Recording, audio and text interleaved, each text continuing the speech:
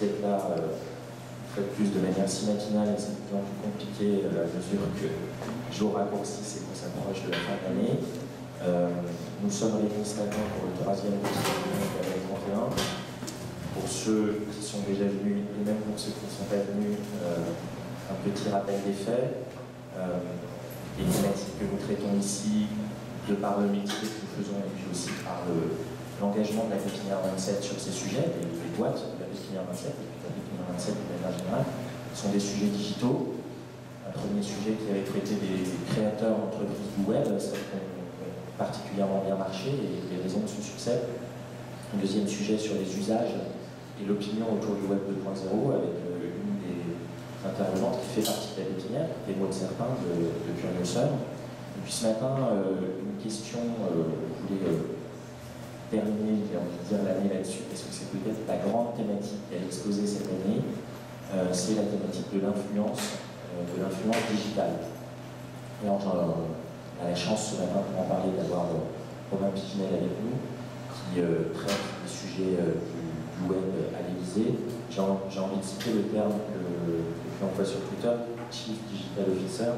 Peut-être que tu nous expliqueras dans un instant la couverture, l'ensemble des sujets que tu couvres à la présidence de la République, et puis si ce sujet est nouveau, s'il était déjà un petit peu traité avant, et qu'est-ce qui a changé. D'habitude, je ne fais pas d'introduction théorique parce que c'est connu, mais je vois Monique, ça peut l'être. Simplement, c'est vrai que ce sujet de l'influence est particulièrement nouveau, en tout cas dans son acception digitale, parce que auparavant, on n'avait pas, par exemple, un magnifique outil dont on parle beaucoup, on va sûrement parler des clouds, on n'avait pas cette tentative, cette envie très forte de mesure de l'influence digitale. Ce qui s'est passé, c'est que, un petit peu comme pour la télé des années 70 ou 80, pour résumer de manière très simple, où on avait besoin de mesurer l'audience, on s'est dit qu'il fallait absolument aussi, sur Internet, être capable de mesurer l'audience. Et si j'emploie à dessein ce terme d'audience, c'est parce que justement il est différent du terme influence. Simplement, l'audience sur Internet, évidemment, comme c'est un média qui n'est pas linéaire comme la télévision, il n'y a pas un spectateur et un récepteur, pardon, quelqu'un qui transmet de manière aussi directe et aussi simple. On a basculé sur cette notion d'influence qui, du coup, pose pas mal de questions. On va essayer d'en traiter 3 aujourd'hui. Je vais revenir sur ces questions dans un instant. Mais pour terminer cette introduction, je dirais qu'au cœur de cette notion d'influence, et c'est l'échange qu'on va avoir avec Romain, il y a finalement 3 choses qui, du coup, nous concernent tous sur Internet. Si on se pose cette question de l'influence, c'est d'abord parce qu'on se pose la question « pourquoi pas moi ?» Je parlais de la télévision. Contrairement à la télévision, où on a l'habitude de voir un modèle de starification, des gens qui présentent, là, sur Internet, on se dit « pourquoi pas moi ?» Pourquoi moi, je ne pourrais pas diffuser du contenu? Pourquoi je ne pourrais pas être aussi quelqu'un qui est particulièrement reconnu? La deuxième question, je pense, c'est le besoin de contrôle. C'est-à-dire qu'on se dit, à partir du moment où on diffuse, on reçoit, on transmet, on partage, on a envie de contrôler, et l'influence, on va le voir, vient aussi de cette notion de besoin de contrôle. Enfin, il y aura forcément une question qui se posera autour de la notion de paraître influent plutôt que d'être influent. Et j'ai à dessein terminer là-dessus, parce que je pense qu'on va rapidement enchaîner sur cette question. Alors, j'ai brièvement présenté Romain, peut-être Romain, que tu nous présenter qui tu es, pour commencer, et puis revenir sur cette notion d'influence par rapport à l'audience et à paraître influent, pour déjà essayer de définir les contours du concept. Vaste sujet. Donc oui, moi, en 2 mots, ce que je fais actuellement, et surtout où je viens juste avant, parce que ça concerne encore plus directement le sujet de ce matin.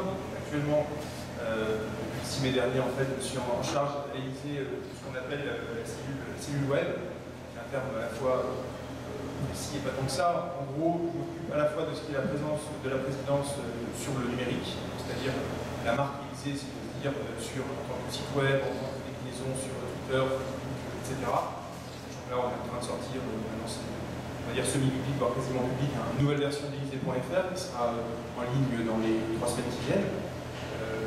Donc ça, c'est notre première partie. Je m'occupe donc de tout ce qui est la présence de l'Élysée sur le web et également tout ce qui est également veille d'information pour la présidence. Donc c'est en gros tout ce qui est à la fois écouté et diffusé pour la présidence sur le web. Et juste avant cette fonction, en fait, j'étais dans l'équipe numérique de campagne de François Hollande, où je m'occupais, c'était une équipe assez grosse, puisqu'on avait fait le choix nous, de fonctionner, on était toujours un peu en start-up justement, à la différence de ce qui se fait dans d'autres équipes. Donc, on était une soixantaine de personnes, avec toutes les fonctions intégrées, c'est-à-dire qu'on avait dans l'équipe de campagne aussi bien les développeurs, les DA, les community managers, etc. Et moi, je m'occupais d'un pôle qui s'appelait Action Influence, et qui était en gros tout ce qui était pilotage de la campagne vraiment militante sur le web, c'est-à-dire que dans l'équipe de campagne, des gens s'occupaient par exemple de produire le site. Moi, j'étais vraiment sur à la fois créer, gérer les communautés de militants et travailler sur la diffusion du message de François Hollande sur le web et sur le recrutement de militants, etc. etc. Donc c'était une fonction qui était, je dirais, plus proche et plus directement proche du sujet du jour que ne sont les attributions actuelles qui sont plus institutionnelles et moins vraiment dans son plan sur une logique d'influence et de recrutement. Alors, je ne sais pas par quelle question tu réponds. Voilà. C'est vrai qu'il paraît être influent, moi j'étais toujours, je suis aussi blogueur par ailleurs, même si j'ai mis mes activités de blogueur en stand-by, souvent pour des raisons que vous comprendrez. Et justement, j'avais toujours pour habitude de dire en plaisantant que être influent, c'est faire croire qu'on l'est. Et c'est un vrai sujet puisque finalement, sur tous les canaux de communication qui sont succédés ces dernières années, alors les blogs sont un peu moins à la mode qu'à présent, maintenant il y a Twitter, finalement aussi du blogging mais du microblogging, vous avez toujours eu ce concept effectivement. Alors d'abord il y a eu les blogueurs influents, puis il y a eu les tweetos influents, demain il sera autre chose, pas d'illusion, et avec cette idée finalement que c'est un concept facile qui satisfait tout le monde. D'un côté effectivement, vous avez des gens comme ça, côté blogueurs et côté tweetos qui sont une petite vie d'influence, c'est-à-dire que vous êtes catégorisé de cette manière-là, vous avez accès à des offres promotionnelles, vous êtes contacté par des marques pour avoir des exclusivités, etc. Et inversement, du côté des acteurs du web, donc ça peut être très varié, ça peut être effectivement des partis politiques, ça peut être des marques, ça peut être des célébrités. C'est rassurant de se dire qu'il y a des gens qui sont finalement des influents reconnus comme tels, puisqu'il n'y a pas besoin de se poser la tête. Si vous voulez faire une campagne de com, vous allez prendre, je ne sais pas, par exemple pour des blogueurs, le premier du classement e-buzzing, vous dites c'est bon, j'ai mes influents avec moi et ça a marché. C'est une méthode grossière qui est appliquée un peu partout. Moi, je me souviens au début de la campagne de François Hollande, vraiment tout au début, vraiment des primaires, on n'était pas encore professionnalisés, on n'avait pas les budgets d'équipe de campagne. On travaillait avec des agences de com qui filaient un coup de main un peu précieux au début. Et un jour, une grosse agence parisienne, internationale d'ailleurs, je ne citerai pas, avait rendu un rapport. Alors ça, c'est l'équipe de campagne primaire, donc c'est vraiment il y a un an, disant voilà, on a fait une analyse sur quels sont les internautes influents et recrutés pour avoir avec nous dans la campagne et faire que ça fonctionne bien. Qu'est-ce qu'ils avaient fait? Ils avaient pris en fait, en gros, une liste de consultants français classés par ScoreCloud et ils avaient dit voilà, c'est les personnes qu'il faut avoir. Et moi, à l'époque, j'étais déjà en charge de cette question-là, et étant par ailleurs un blogueur, tweetos dans cette histoire politique depuis un certain temps, la liste m'avait beaucoup fait rire parce qu'il y avait vraiment tout et n'importe quoi. C'est-à-dire qu'ils avaient aussi bien pris un blogueur qui était un blogueur complètement société qui parlait de politique, mais parce que sur Cloud, il y avait la thématique politique qui sortait. Alors je ne sais pas si tout le monde sait comment fonctionne Cloud. Voilà. Non, mais je peux le faire. Voilà. Cloud, c'est une entreprise américaine qui, pour des internautes qui ont une présence numérique en ligne, donc qui sont présents sur Twitter, Facebook, etc., agrège en fait les données de votre présence sur les différents réseaux sociaux pour sortir un score qui est compris entre 0 et 100 et qui est censé représenter votre influence en ligne. Donc, en gros, avec un cloud de 0, ça veut dire que vous n'avez aucune influence, ça veut dire que personne ne vous écoute, que vos statuts ne sont pas repris, que personne ne vous like, personne ne vous retweet, et à 100, qui est, je crois, alors c'est le score de quoi, de Justin Bieber, je pense, je crois, vraiment, à 100, vous êtes censé être une espèce de bombe virale, c'est-à-dire que dès que vous parlez, vous avez aussitôt 2000 retweets, 300 articles qui vous reprennent, etc. Et donc, comme tout acteur, une entreprise qui s'appelle Cloud a été la première, en tout cas la plus prégnante sur ce type d'analyse, et comme toujours dans ces cas-là, comme ils ont été les premiers à être sur le marché, ils sont devenus un peu un acteur de référence. Et donc aujourd'hui, bien ce que je disais auparavant, pour beaucoup, aussi bien côté, je dirais, côté individu que côté entreprise, l'influence simplement en sport cloud. Donc, on va dire, alors, n'importe quoi, à partir de 5 ans, vous êtes intéressant, moins de 5 ans, vous êtes pas intéressant. Il y avait comme ça une petite anecdote qui avait fait grand bruit cet été. La marque Keshua voulait recruter un community manager, et dans la petite annonce qui a été passée, ils avaient dit, je crois, score cloud minimum de, alors c'était de 30 ou 40, je sais. Alors, c'était doublement ridicule. Alors, pas ridicule sur le fait de dire, finalement, un community manager, c'est intéressant qu'il ait une influence en ligne, ça, au contraire, ça peut être intéressant.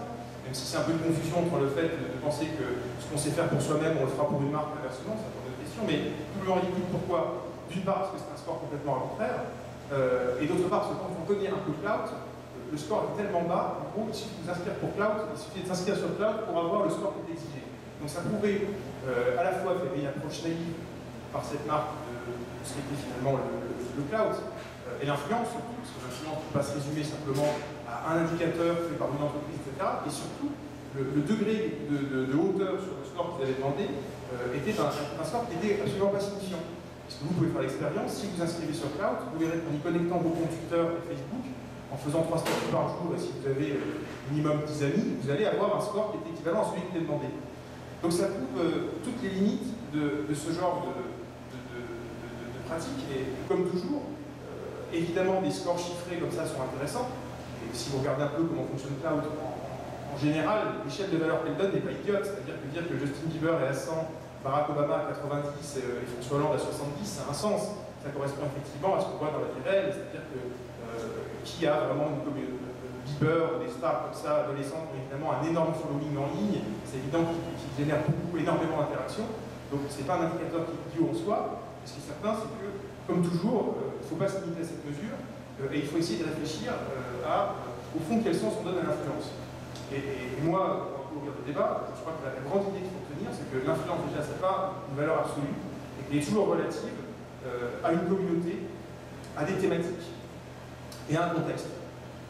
Et je vais prendre un exemple très simple, deux exemples, un exemple personnel, et puis un exemple, on va dire, un peu moins personnel, mais qui sont intéressants. Moi-même, je suis activement présent sur Twitter, et on va dire j'ai une communauté de personnes qui me suivent et que je suis qui sont de deux types différents, une communauté très politique, de par mes fonctions, de par également ma vie de militant politique et associatif, une première sphère, et une deuxième sphère d'influence, je veux dire, qui est une sphère plus liée au numérique, au digital, etc. J'ai actuellement sur Twitter, je crois que oui, je ne suis pas vraiment pas, comment dire, à suivre les chiffres, je dois être à 6000 et quelques followers, ce qui est plutôt pas mal. Quand je fais actuellement, quand je diffuse une information qui est relative à la politique, je vais avoir beaucoup de reprises. Si je diffuse une information qui est relative au numérique, je vais avoir aussi beaucoup de reprises. En revanche, si je commence, par exemple le soir, à diffuser des tweets sur des sujets plus personnels, j'en sais rien, des histoires de musique auxquelles je m'intéresse, je vais avoir beaucoup moins de reprises. Si l'influence était une notion absolue, je pourrais diffuser n'importe quoi, à chaque fois j'aurais environ en moyenne 30 à 40 tweets. Alors je vois bien, moi je le vois de manière, c'est un fait robuste, hein, c'est-à-dire que je constate de manière pérenne que quand je communique sur des sujets qui ne sont pas des sujets habituels pour mes sphères, on va dire, d'abonnés sur Twitter, alors j'ai un taux de réponse, un taux d'interaction qui est beaucoup plus faible, voire parfois nul. Alors même que ça sera parfois des informations que je considère moi comme étant plus intéressantes, plus accrocheuses, et pourtant ça va m'apprendre. Donc ça c'est un premier exemple. Je pense qu'il est très important à avoir en tête, c'est que l'influence est toujours relative. Et sauf peut-être si vous êtes le Dalai Lama ou Bono du YouTube, vous n'aurez pas l'idée d'une influence qui serait générique et totale, à savoir dès que vous parlez, vous engagez tout le monde et tout le monde vous écoute. C'est une chimère.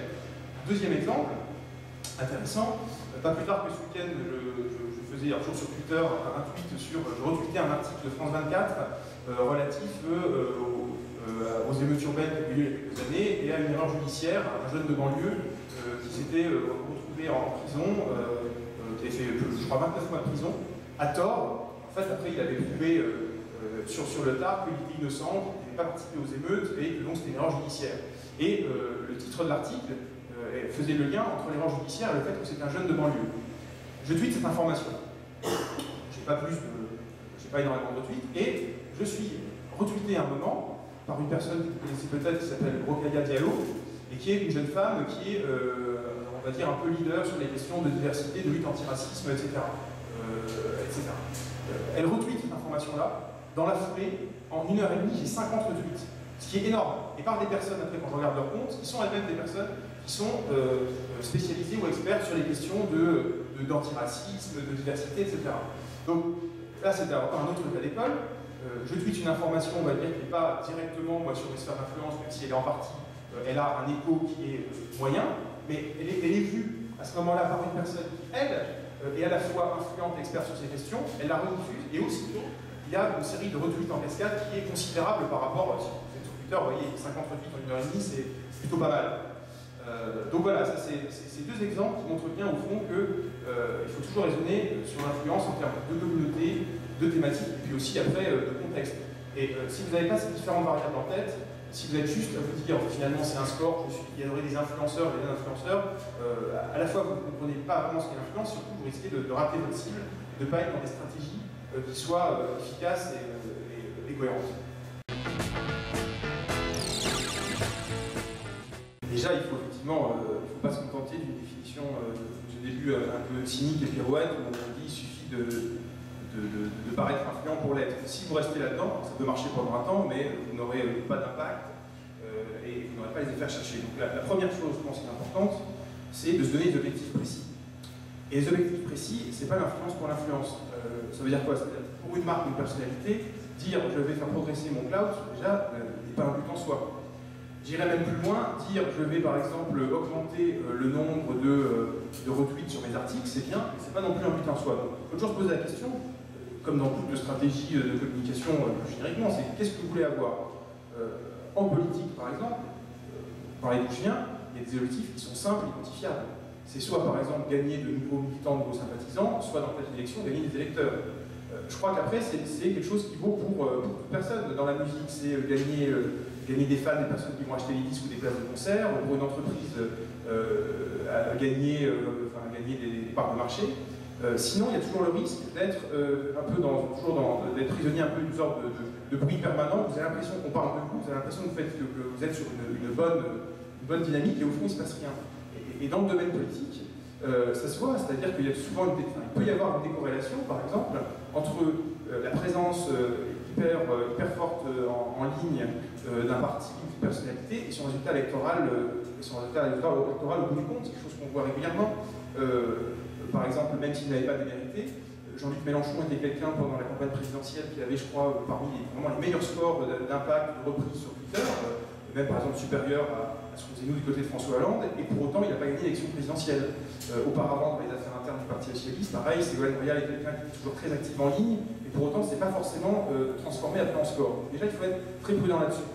Je parlais des retweets, il y a un article qui est sorti la semaine dernière qui a fait un peu de bruit, où on voyait par exemple que de plus en plus, les internautes sur Twitter retweetent des articles sans cliquer sur le lien qu'ils contiennent. Donc ça veut dire que c'est très facile de tricher avec toutes ces techniques-là. Vous faites un tweet avec un lien et vous mettez une accroche hyper accrocheuse, soit avec de l'humour, soit avec un jeu de mots, soit en attaquant, en clashant quelqu'un, vous allez avoir beaucoup de reprises. Mais est-ce que pour autant les personnes vont cliquer sur le lien qui contient ce tweet? Est-ce qu'ils vont aller lire ce que vous avez lu? Est-ce qu'ils vont être d'accord avec vous? Vous n'en êtes pas sûr. Donc, je crois que c'est le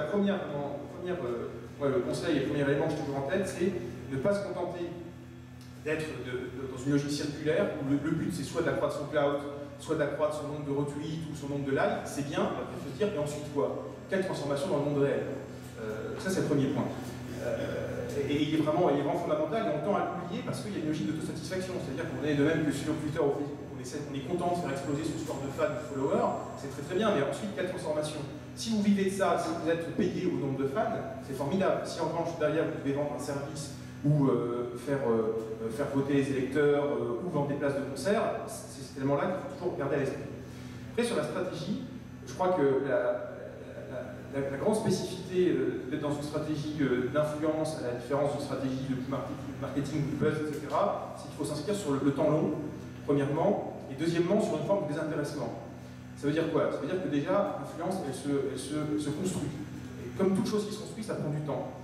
Il y a une notion qui est fondamentale derrière l'influence, c'est la confiance. Et ce qui va avec, c'est-à-dire la confiance, l'autorité, l'expertise. Être influent, c'est être respecté. Et ça veut dire que pour une marque, quelle qu'elle soit, construire une influence en ligne, ça veut dire construire une présence qui est respectée. Donc établir des relations sur le long terme avec les internautes, leur montrer qu'on les considère, être dans une interaction avec eux, être capable de leur apporter quelque chose aussi. C'est pour ça que je parle de désintéressement, parce que, sans vouloir faire dans la parabole biblique, pour recevoir, il faut d'abord donner. C'est pour ça que, par exemple, de plus en plus d'acteurs en ligne font des logiques de curation. Donc la curation, c'est une pratique qui consiste à, sur un secteur donné, à faire de la revue de presse en ligne, etc. Ça, c'est extrêmement intéressant. Si, par exemple, vous êtes sur une entreprise de community management, si vous faites par ailleurs une revue de presse régulière sur le community management, l'actualité des bonnes pratiques, etc., vous faites une curation là-dessus, vous allez devenir intéressant à suivre. Pas simplement parce que vous avez un service à vendre, mais parce que vous devenez quelqu'un qui est informatif sur le sujet, qui a une expertise. Et c'est comme ça que vous créez une relation de confiance. Donc je crois que, voilà, pour résumer, une stratégie d'influence, c'est une stratégie où vous bâtissez un lien genre, sur le long terme, dans la durée, où vous construisez une expertise, où donc vous construisez quelque chose qui va être quelque chose du respect autour de vous, et vous êtes dans une relation de confiance avec les personnes avec qui vous interagissez.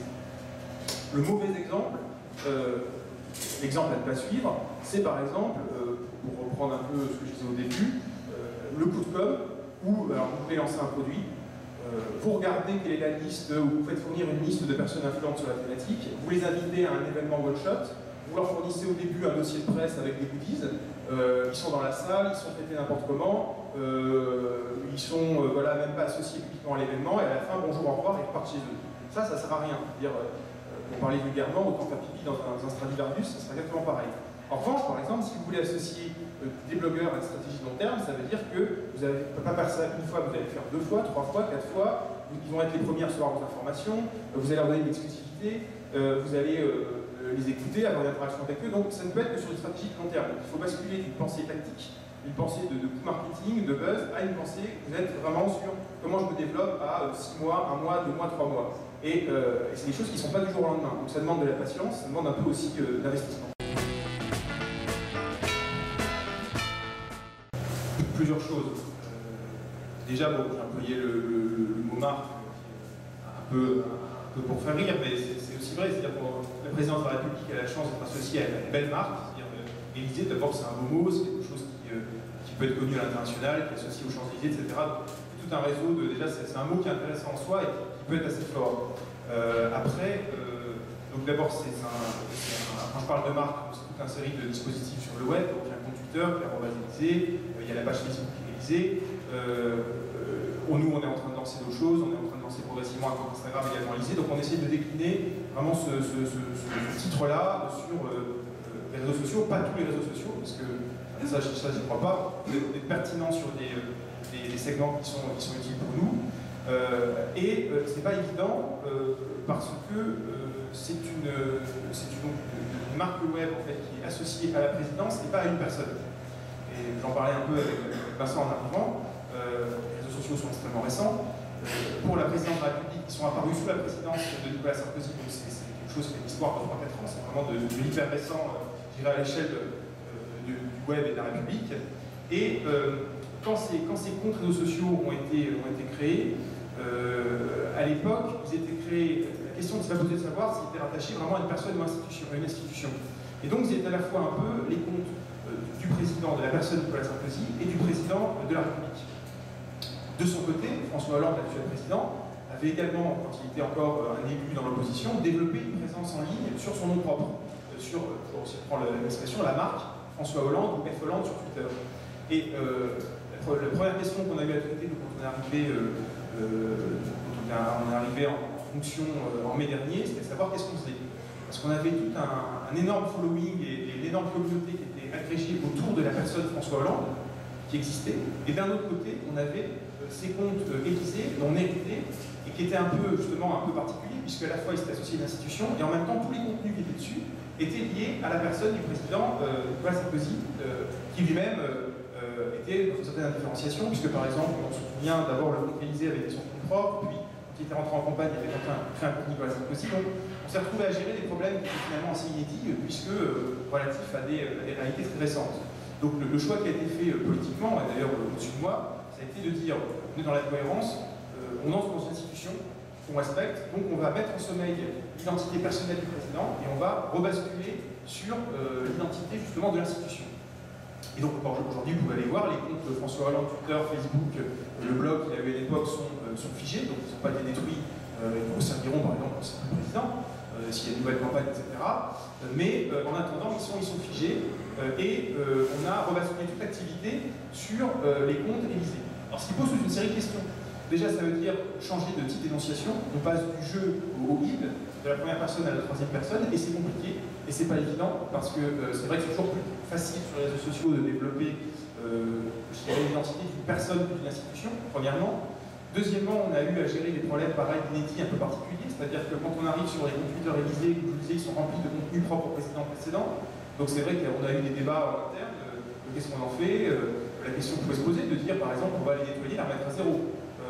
Moi, la position que j'ai eue, c'est de dire que c'est pas possible, c'est le patrimoine de la République, donc on va les garder et simplement on va commencer à la suite à produire des contenus propres au nouveau président. Donc, si vous regardez par exemple Facebook, les albums photos Facebook jusqu'au 6 mai, c'est ceux de Nicolas Sarkozy et après c'est ceux de François Hollande.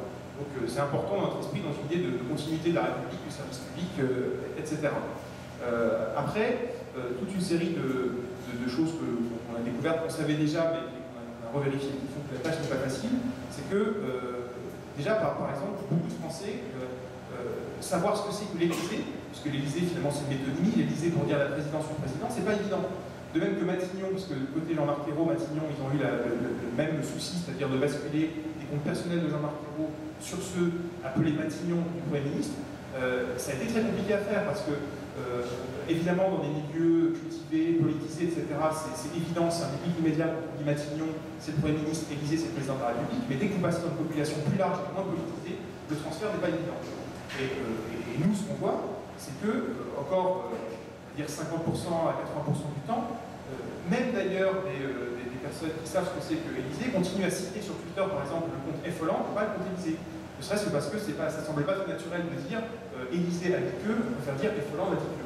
Donc c'est vraiment quelque chose qui est compliqué à gérer et qui a encore à prendre du temps. Donc, nous, on essaie justement d'installer dans les esprits que voilà, maintenant c'est Élysée qui parle, quand c'est compte Élysée, c'est la personne du président qui est à la parole. C'est quelque chose qui est compliqué à faire passer dans les mœurs, et ça justement, comme je disais auparavant, ça va prendre du temps, il va falloir, ça veut dire produire beaucoup de contenu, produire de l'interaction, ce qui n'est pas évident pour une institution, et c'est vraiment le défi auquel on est confronté.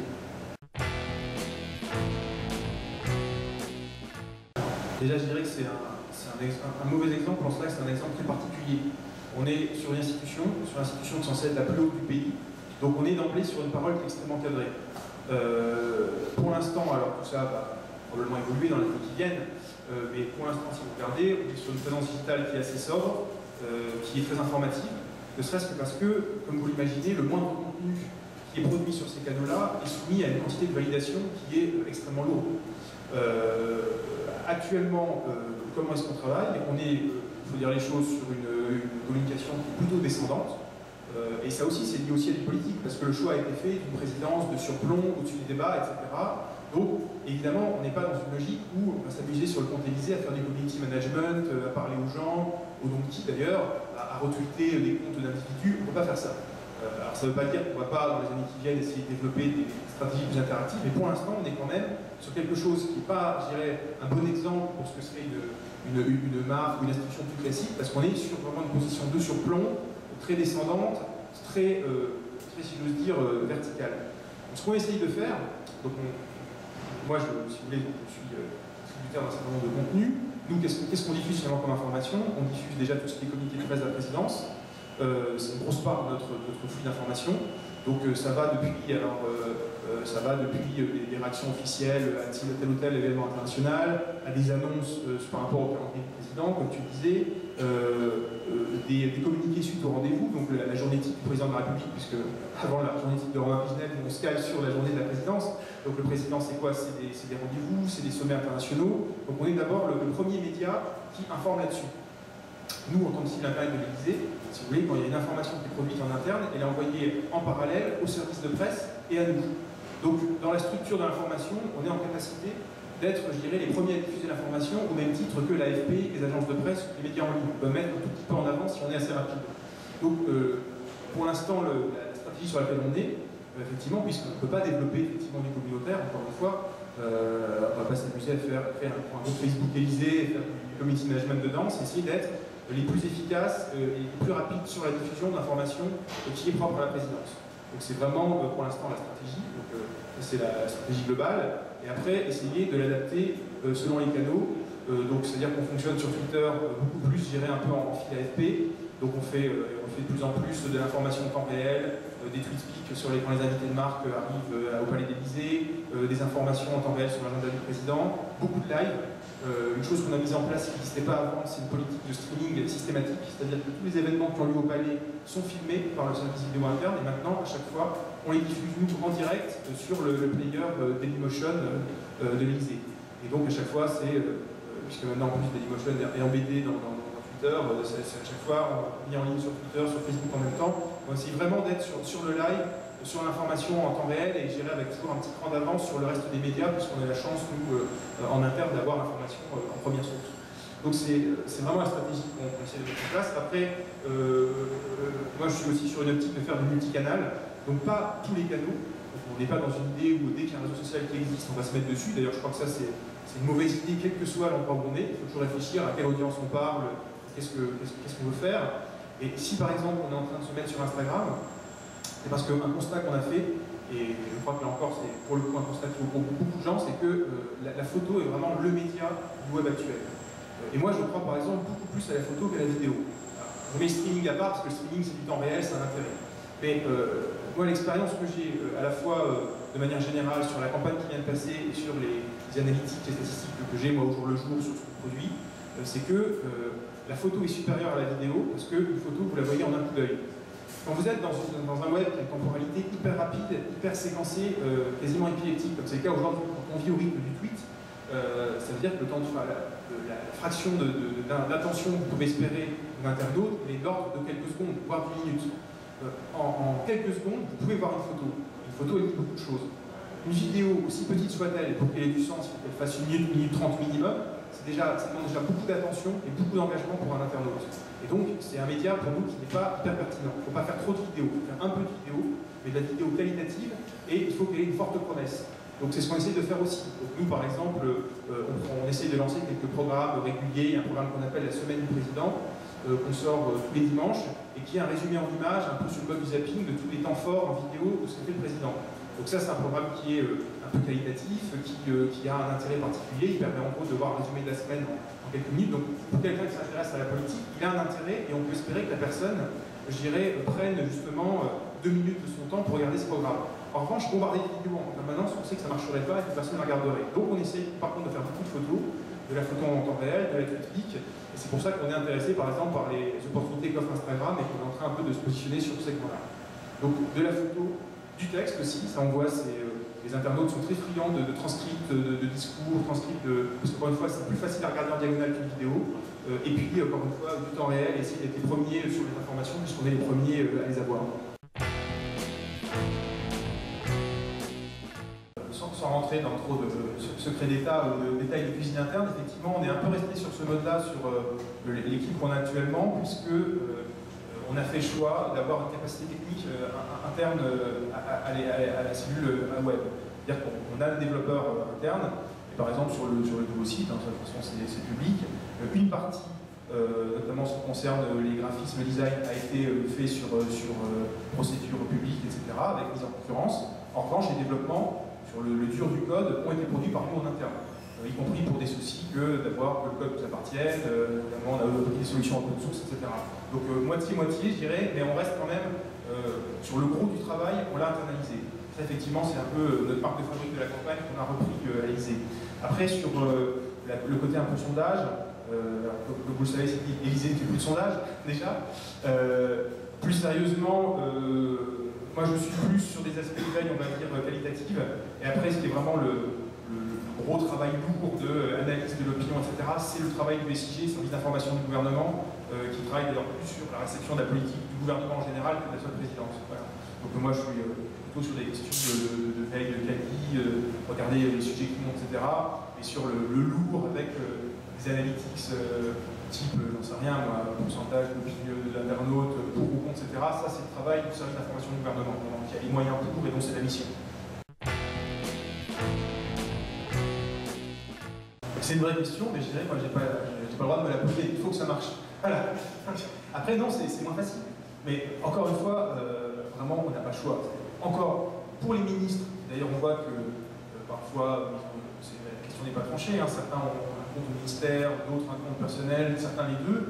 La question est posée, mais pour nous, pour la présidence, et tel qu'il a été porté dans la campagne par François Hollande, c'était évident qu'on ne pouvait pas faire de l'information intrapersonnelle. C'était même pas imaginable. Voilà. Donc, il y a une donnée de départ qui a été tranchée politiquement, voilà, j'ai hérité de ça, et à partir de là, il faut travailler dans ce sens-là. Après, c'est évident que du personnel est toujours plus efficace. Donc, il faut essayer de travailler sur d'autres segments. Alors, comme on n'est pas forcément très fort sur l'identification, l'empathie, etc., comme je le disais auparavant, il faut être sur des notions de rapidité, de live, d'information exclusive. Après, il faut essayer de briller dans ces champs de compétences-là. Oui, c'est un vrai sujet, c'est pour ça que je disais tout à l'heure sur un plan un peu décalé, mais finalement c'est la question, il faut toujours se méfier de la circularité. C'est-à-dire dire on est content, on a gagné parce qu'on a gagné sur un segment, ça reste un segment. Alors, quand même quelques données, quelques points pour un peu nuancer. Déjà, vous évoquiez Marine Le Pen, Front National, mais aujourd'hui ils sont aussi là-dessus complètement. Pendant la campagne, ils ont vraiment développé leur présence sur Twitter, et je crois qu'aujourd'hui, et encore une fois, la campagne présidentielle a vraiment joué un rôle d'accélérateur. Moi, c'est mon expérience à la fois 2007 et 2012. Ce qui est intéressant avec ces grands moments nationaux un peu fusionnels, c'est qu'ils ont souvent un effet de cliquet technologique et social. Et ils permettent à la population de se saisir vraiment de technologies, pratiques technologiques. Et ce qui s'est passé, par exemple, sur la campagne-là, c'est que comme les journalistes étaient sur Twitter, il y a eu ensuite, Twitter est devenu un sujet de journalistes. Et moi, j'ai dit le jour où il y a eu un sujet de 5 minutes ou 20 heures de Pierre Chazal sur Twitter, j'ai dit là, ça y est, on va basculer dans autre chose. Ça devient grand public. Et de facto, ce que je considère moi sur le segment politique, et ce que je crois, quand je dis des spécialistes, c'est également ce que tout le monde dit, c'est par exemple, Twitter, ne parlons pas que de ça, mais c'est vrai que c'est devenu vraiment un moyen central d'information, à passer faire un saut qualitatif et quantitatif avant et après la campagne. C'est-à-dire que beaucoup de Français, qui au début n'étaient pas sur ce réseau, et vraiment il y a un an, c'était encore un réseau, vous pouvez réduire à sa caricature le réseau des communicants, des influenceurs, etc. Il y a une nouvelle population qui est arrivée dessus, simplement parce que beaucoup de Français simplement s'intéressant à l'actualité ont compris que c'est là qu'ils allaient avoir l'information à la source. Autre basculement, le jour où l'AFP a commencé à faire des dépêches à partir de tweets, pendant la campagne, encore une fois. Je me souviens d'un échange entre porte-parole, Éric Ciotti pour Nicolas Sarkozy, Delphine Batteau pour François Hollande, qui était passé par des tweets, et ça fait des dépêches AFP. Donc, Twitter devient une source d'information, et à partir de là, toute personne s'intéressant un peu à l'actualité se dit bah tiens, c'est intéressant pour voir. Et nous, on a vu que toute nouvelle population de tweetos arrivait. Il y a aussi l'arrivée des tweetos adolescents, qui est une chose complètement différente, c'est pas pour s'intéresser à la politique, mais non, déjà je pense que c'est un média qui est de moins en moins élitiste, même s'il reste évidemment élitiste. Après, c'est une bonne caisse de résonance, c'est-à-dire qu'en général, je parlais auparavant des forums, et c'est vrai que les différences sont de moins en moins étanches, et souvent, par exemple, des débats qui vont partir sur des réseaux de blogs ou sur des forums, c'est rare qu'il n'y ait pas, s'ils atteignent un certain niveau d'audience, qui ne débouche pas au bout du compte sur Twitter malgré tout. C'est un bon carrefour de communication. Après, il faut toujours, encore une fois, être humble, comme je disais, dire effectivement, tout le monde n'est pas là-dessus, tout ne se passe pas là-dessus. Il y a encore une fracture numérique en France, même si elle tend à se résorber. Et sans même parler des personnes qui ont le web et qui ne sont pas présentes sur Twitter, il y a aussi des gens qui ne sont pas sur le web ou un compte Facebook, ne sont que sur Facebook. On va parler de Facebook. Facebook est une réalité très complexe parce que déjà c'est pas un réseau ouvert, donc l'information circule moins facilement. Ce qu'on y voit nous beaucoup, c'est que comme sur Facebook les gens sont sur leur vraie identité, ils hésitent beaucoup plus par exemple à faire part de leurs opinions personnelles, donc politiques. Comme sur Twitter, on est plus sur le règne du pseudonyme, c'est plus facile pour les gens de parler de politique. Il y a souvent un peu une dichotomie. Une même personne, elle aura son compte Facebook en nom propre, elle parlera peu d'affaires personnelles, familiales, etc. Et sur son compte Twitter sous pseudonyme, elle parlera plus de ses opinions politiques, de ses goûts musicaux, parce que voilà, elle risque moins soit de se faire des ennemis au sein de sa famille, au vu de son employeur, etc. Donc voilà, il faut toujours toujours avoir à l'esprit, comme vous le dites, qu'on parle malgré tout à une petite partie de la population, même si elle tend à s'étendre. Cela étant, pour revenir à ce que je disais auparavant, comme de plus en plus c'est une source et un moyen d'information pour les journalistes, ça a quand même un impact par ricochet sur la grande presse et donc au bout du compte sur le grand public.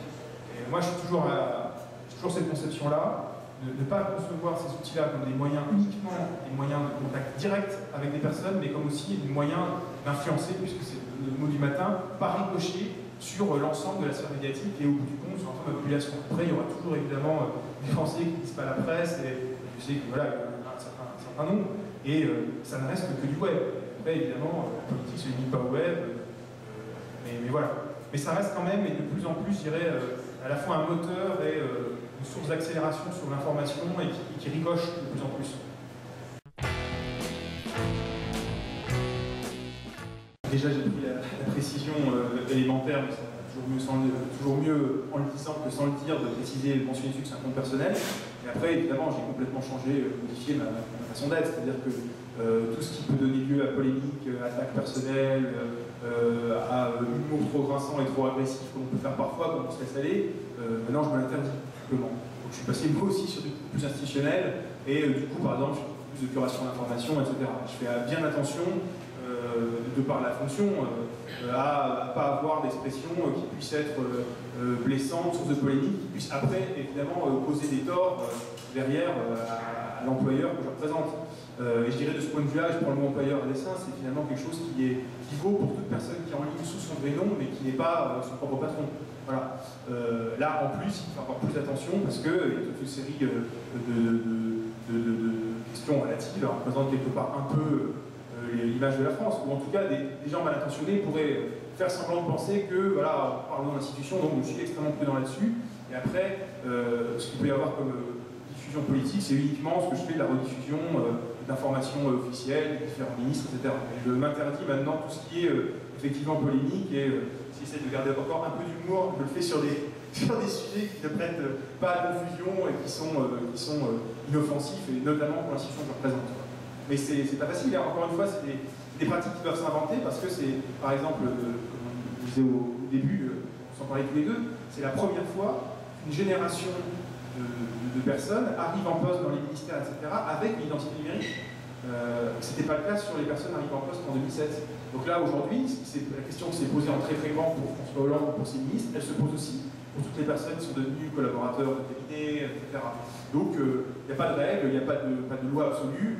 Moi, je m'applique la plus grande prudence et je conseille à tous les gens que je connais qui sont dans la situation, je leur dis soyez prudents. Et parfois, quand je vois des attitudes qui me semblent être moi dangereuses, je me dis aux intéressés, faites attention, ça peut passer une fois, deux fois, trois fois, mais après, qu'est-ce qui se passe? On me dit, mais attendez, là, vous parlez au monkey, qu'est-ce que c'est que ça? Voilà.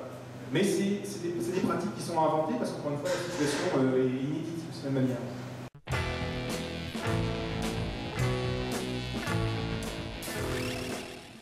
Alors, pour l'histoire de la lecture d'interview, c'est une rumeur. Il y a deux choses. Déjà, effectivement, c'est le genre d'idée que moi, à titre personnel, je peux avoir dans l'esprit.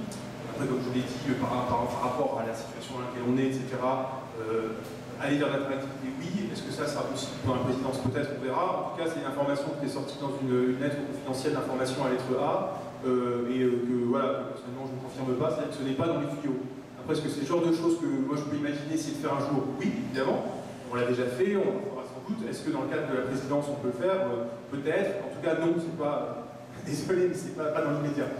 Le projet n'est pas prêt à aboutir, comme je l'ai lu dans cette lettre d'information, qui pour le coup était mal informée. Sur votre question, faire une réponse de Normand, un peu oui, un peu non. C'est-à-dire que moi, au début, je ne crois pas aujourd'hui que quelque acteur qu'il soit, que ce soit une marque, encore une fois, un groupe de musique, une institution, une personnalité politique, puisse faire l'impasse d'être là-dessus, d'être sur ces créneaux-là. Et ça va un peu sur la réponse que je vais faire à monsieur, c'est que la question n'est pas de savoir si c'est bien ou pas bien, le problème c'est qu'aujourd'hui, ça fait partie des pratiques habituelles, qui vont de plus en plus habituelles de la grande partie de la population, une partie de la population qui vient croissant, puisque tout ce qu'on appelle les digital natives, les gens aujourd'hui qui ont 15 ans, 10 ans, ils sont nés là-dedans, ils ont de plus en plus tôt et de plus en plus nombreux des smartphones, ils ont des comptes sur les réseaux sociaux de plus en plus tôt, d'ailleurs c'est un problème des fois. Parfois, quand on voit à partir de quel âge un enfant, est-ce que c'est bien qu'il y ait un compte social, je vois parfois des pratiques qui m'étonnent un peu dans ce domaine-là. Donc comme de toute manière, un nombre conséquent de personnes va être sur ces réseaux et ces pratiques, je pense que toute personne qui veut s'adresser à la population sera obligée d'y aller. Après, et encore une fois, ça reboucle avec la question suivante. Et évidemment que si pour autant un décideur se dilue complètement à être toujours à l'écoute de tout et à ne jamais rien décider, par définition, il n'arrive à rien. Donc c'est un nouvel équilibre à trouver. Mais comme c'est une donnée importante, de plus en plus forte de l'équation sur la communication avec la population, on ne peut plus dire simplement c'est bien ou pas bien, c'est un fait, ça existe, donc il faut y être, du mieux qu'on peut. Alors après, par rapport à ce que disait monsieur, alors moi je souscris absolument à ce que vous dites, et je dirais que le rôle déjà le fait qu'il y ait des personnes comme moi pour s'en occuper, c'est déjà une protection, et le rôle qu'on peut avoir, et notamment sur les métiers de veille, moi j'ai toujours conçu comme ça, c'est aujourd'hui dans le flux d'informations, un bon veilleur, c'est moins quelqu'un qui trouve l'information que quelqu'un qui a une fonction d'obturateur. C'est-à-dire qu'il va essayer de remettre du sens dans un bruit qui est de plus en plus énorme. Et de ce point de vue-là, la protection qu'on peut exercer par rapport à des décideurs, donc politiques ou autres, c'est justement de les protéger du bruit ambiant pour être capable de d'abord faire la différence entre ce qui est l'épiphénomène aujourd'hui sur Twitter, les 3 polémiques par jour, il y aura des hashtags, tout devient polémique. Donc après, il y a des choses qui sont des toutes petites polémiques, de l'ordre de quelques heures, de quelques milliers de personnes, et puis des choses plus profondes. Donc, après, le travail est toujours difficile, il n'y a pas de méthode de règle absolue, c'est être capable de redonner du sens au bruit, premièrement, et deuxièmement, faire la différence entre des bruits qui veulent dire quelque chose et des bruits qui sont simplement un peu l'écume de l'opinion. Et ça, justement, c'est le rôle des personnes qui font la veille, qui sont des collaborateurs d'élus, etc. Et si, par exemple, le choix a été fait d'abandonner un compte très personnel pour être sur du compte institutionnel, de passer de la première personne à la troisième personne, c'est aussi dans le souci que vous dites.